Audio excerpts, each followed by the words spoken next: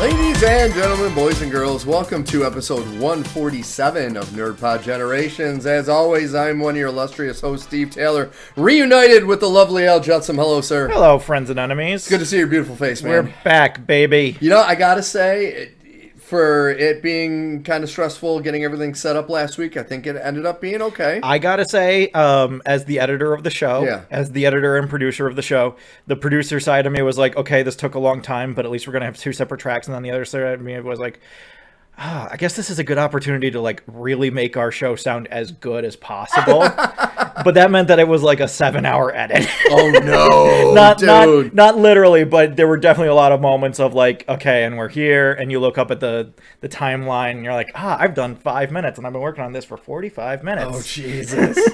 And that, folks, is why Al is the heart blood of this show. Because if it wasn't for him, you'd be listening to crickets at Producer, director, talent, and editor. Absolutely. Yeah. And I'm just the old guy. You're just the talent. You're the producer talent. Well, folks, you get to say what we're going to do, too. Being the producer talent, I must say that this is NerdPod Generations, episode 147. That means there are 146 previous episodes of pure gold, so please go to nerdpodgen.com. There are links to go to pretty much anywhere to find anything that has to do with us or the show. You can find us on Spotify and Apple Podcasts. You can find us on YouTube. If you do go, make sure to like and subscribe to our channels. And, give us some feedback. Let us know what you think about the show. Give us any topics you might want. Next week's going to be a big week. Yeah, we are having an early show on a Saturday because we are going to do our next watch and review of Deadpool and Wolverine. Show's not dropping on Wednesday morning this week. Show's going to drop Monday morning. That's going to be good. Yeah. I'm excited. We're going to bathe in that SEO. Yes. Oh, man, it's going to be good. And have you seen the new Xbox controllers? The one with the butt on it? They have the Deadpool, and they had an interview with both Ryan Reynolds and Hugh Jackman, and they gave them their controllers. And it was priceless. And Jackman's rubbing his own ass. He goes, wow, it feels really realistic. Yeah. It's the best thing I've ever seen. I love how Hugh Jackman has just dove head first into this, where it's just like there was a period where he was like, I'm done being Wolverine. And then I saw in an interview that same year, because it was the year after Deadpool came out, so they had just finished working on Logan. And he had said, I'm done. This is it. Logan's the last Wolverine thing. And then he saw Deadpool come out while they were doing post-pro on Logan. He was like, God damn it. I gotta say, too, I feel so happy for Hugh because, for those of you who don't know, he was just recently got divorced. I don't know if they're just separated, but him and his wife are splitting up. They've been together since he was a kid. Yeah. And can you think of any better cathartic way to get out of your funk than to go on a world tour with Ryan Reynolds? Right. They showed them in, I think it was Korea. There was a water festival. They said they got off a plane and they got brought onto a stage, and there were tens of thousands of people with water guns just firing, and they gave them water cannons to fire at the crowd. They started firing at each other. And at one point, they're like, we're getting paid to do this. Yeah. And they're literally just firing water cannons at the crowd. This is why Ryan Reynolds, when he's done with acting and everything, just needs to open a commercial agency. I'll go work for him. Well, he does. That's what he does with all these companies, with Mint Mobile and all that. Yeah. He literally does that, and he's a billionaire because of it. It's like, he's a genius. Because I know Maximum Effort is his film studio, but maybe Yes. Maximum Effort is also doing commercial stuff on the side. It might be. I don't know. But anytime he handles the PR for anything, it's just fucking amazing. It's great. I'll still never get over Australia Day. Yeah. The Australia Day ad for the original Deadpool. Holy fucking shit. Well, also the Cialis commercial for the Deadpool, yes. they end up in the tubs at the end. Oh my god, just the best. All right, brilliant. Folks. So we got to get into the show. We are going to start the show off like we do every week with what you've been watching, playing, reading. I am very excited to kind of talk about mine this week. So you don't mind if I step in first, my friend? You kick off. Okay, so I want to lightly touch on one thing, and then I'm going to go a little deeper on one. Last night, since my son is getting into Dungeons & Dragons, we watched Dungeons & Dragons Honor Among Thieves. I just watched this yesterday as well. I love that movie so much. It's a really good one. It's such a good... And he was like, that is my favorite movie. Watching it a third time really helps sink in. Like, all the stuff that I kind of found a little bit annoying. Yeah. Like, I'm still annoyed that Doric as a tiefling just looks like a little white girl. Yeah. I'm still like, come on. But like, for the rest of it, there's so much fun to be had. And like he's been reading all the monster manuals and whatnot, and he goes, "Oh, that's a owl bear, and oh, that's that, and he's like, and I'm like, this is so awesome. This is what nerd culture is it was for, such dude. a beautiful. Like I forgot how beautiful that movie is. Yeah, like the scenery and everything about it. It's like that movie. And I'll be honest, this is like the 5th time I've seen it, and Michelle Rodriguez's character, who was the only complaint I had the first time, is growing on me. She gets better every time I watch it. She really does. I really like her. I really like all the concepts of the character. I like Simon more on this watch through. I find Simon sometimes to be a little grating, but I started finally picking up on some of the things that they were doing with the wild magic and the thing that he has. Friends and Enemies, you might hear Mary barking because he's been very complainy the last few days. So if you hear any woofs while we're talking, that's just him. He's fine. He's just causing a fuss because we're not paying attention to him. When he found out, Bradley Cooper came on, I was like, that's the voice of Rocket Raccoon. He's like, what? And he started laughing. And it's like, even now when I see Bradley Cooper, I lose my shit. I'm like, that's fucking Bradley Cooper. Yeah. And Hugh Grant, this is one of my favorite performances he's ever done. I really like that he is still playing the exact same character as Notting Hill. Yes. But now he's a villain. Yeah. And it's just, I like this. This works for me. And really, it's just such a great fucking movie. Yeah. And I was giddy as hell that he was so into it. Something my buddy pointed out while we were watching it is that Zank is the NPC character that is supposed to just give you a mission, but instead all the people playing at the table are like, no, I like this guy, and he somehow gets dragged along for the whole thing, and suddenly he's gonna like take them through this whole adventure when he was supposed to just meet them at the tavern, be like, yeah, you need to go here and do this, and then that was it. It's a classic Dungeons and Dragons. And he says the best exit when he's walking. He's coming to a rock. Do you think he's going to... Nope, he's going to walk right over it. That was an ad-lib. Oh, that was? That was an ad-lib by Chris Pine. Dude. And Regé Jean Page. He didn't hear them say cut, so he just kept going. And so he got to the rock and he just walked over it because he thought that's what his character would do. And meanwhile, Chris Pine is just like, yep, nope, gonna go around the... Nope, not gonna go around, gonna go over the rock. It. Dude, yeah, so good. It's a good movie. So good. So if you haven't seen it, folks, it's on Paramount Plus. You can find it cheap. Yeah. I think I got the 4K Blu-ray tin box, steelbook or whatever you want to call it.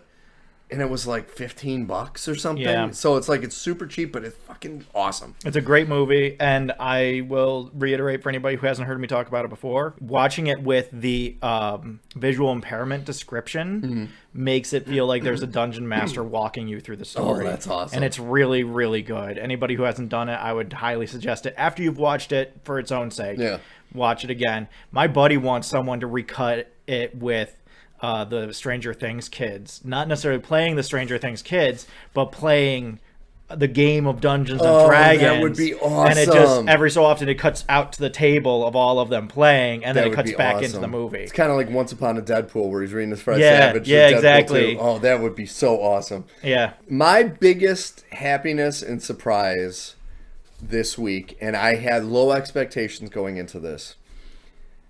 The return of NCAA Football 25. Yeah, you were talking about this a little bit. It is night and day difference over Madden. Like the gameplay, and I think the thing is, the gameplay still has its issues because it uses similar engines, but you don't care as much because you're like, okay, that guy just dropped a wide open ball, but wait a second. I'm playing as the Oregon State Beavers, and this guy is a 1-star rated recruit. Yeah. That's okay. It's understandable. And I think that's why I kind of give it more of a pass. But like, everything about it, from the music, it's got the big band's music in it. It has great animations. The stadium crowds are unbelievable. Like, they've really upped the game on that.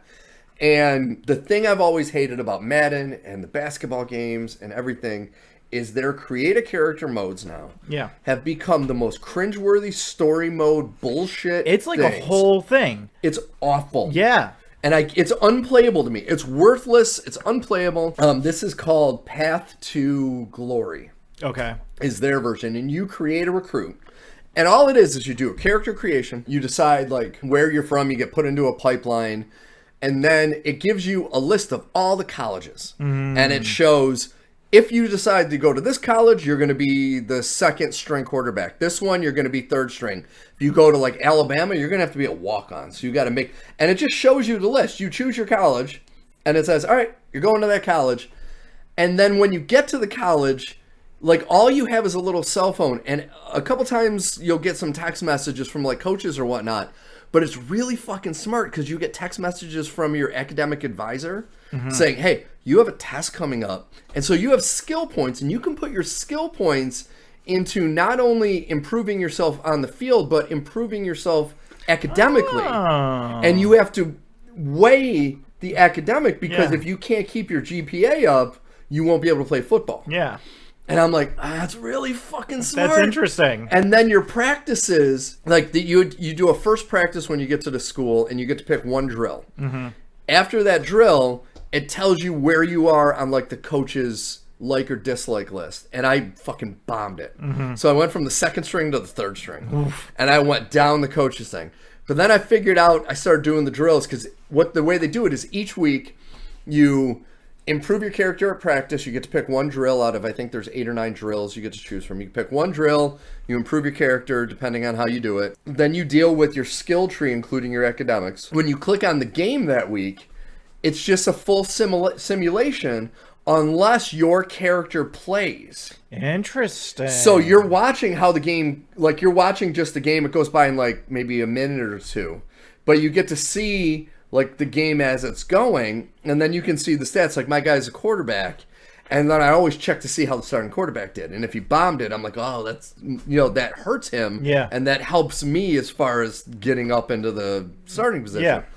And but there's no backstory, there's no cringy dialogue, there's zero talking. And they get the guys from, actually, I don't know if it's ESPN or Fox College, one of them, but they have those guys calling the games and doing it, and they do a great job. Mm-hmm. And I'm like, dude, this is so fucking good. And as I'm playing it, I'm like, I remember the first time I played this last Madden, day one, I was like, I hate this game. Yeah. After playing it, I'm like, this game sucks. Everything about this game sucks. I kept playing it for a few weeks. And then my buddy and I, who play online, even he, who will like kind of be an apologist a little bit for it, he's like, oh, this game fucking sucks. Yeah. I have been playing more of this game over the last few days than I've played of a video game in months. Wow. And I can't stop. And that's the thing with these stupid simulations, especially because we're doing an online dynasty.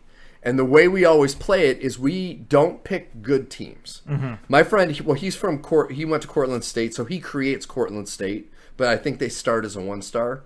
And I pick just a shitty team, Oregon State Beavers, because I think they're like a 3-star or 2.5-star, something like that. No other reason? Gemma thought the helmets looked cool. No other reason, Steven? No. I swear to you. I went through every team with my entire family, and Gemma's like, oh, I like that helmet. I'm like, Oregon State Beavers? She's like, yep. I was like, all right, that's it. If you say so. If you say so. And man, like the online dynasty's awesome. Like everything is just so freaking great. And I cannot say it enough. I want everyone to buy this game and then do not buy Madden. Because we need to send a message to EA saying, stop putting out a shitty pro game when you can do a quality game like you did with the college football. I still want what we talked about a little while ago, where you just don't license the NFL stuff. Yeah. You just do a football game without the license, and then you do whatever you want with it from there. And if you want to ask Chad Ochocinco or Terrell Owens if they want to lend their likeness to players and be like... What was that last game? I don't know if it was an Xbox exclusive. It came out, I think, in the Xbox 360, PS3, where they had they made a game like that, 2K did, and it had John Elway, and it had all these retired players. And I can't remember the damn name of it. Yeah. So that's I would get that. Yeah. I'm still going back and forth over getting any Madden game. Every year I'm like, I don't know. I'm telling you, I think you would, just if you're a football fan, you would enjoy this game because it is so much fun. The only reason I would get last year's Madden at this point is because I always wanted to have a Madden game where the Bills are good. And that would be the real opportunity to have a Madden game where the Bills are good and Josh is on the cover. So what the fuck? Yeah. Why not? Why not? But the Bills are good, but the best player in the game is still stupid Mahomes, so that makes me mad. That's always the case. I remember the days when Michael Vick was untackleable. Just my God. Untackleable. Couldn't do it. What was his name? This was it was one of the Maddens on N64 back in the day. So this was late 90s. It was Edrin James. Oh, yeah.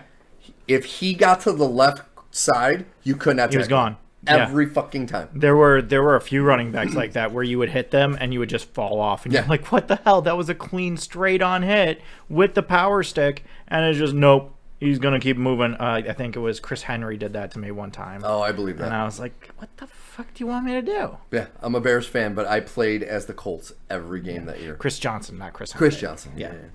But that's my... Derrick that's Henry, what I've been doing. Derrick Henry, Chris Johnson, Chris Henry. That was how my brain went. Is that their baby?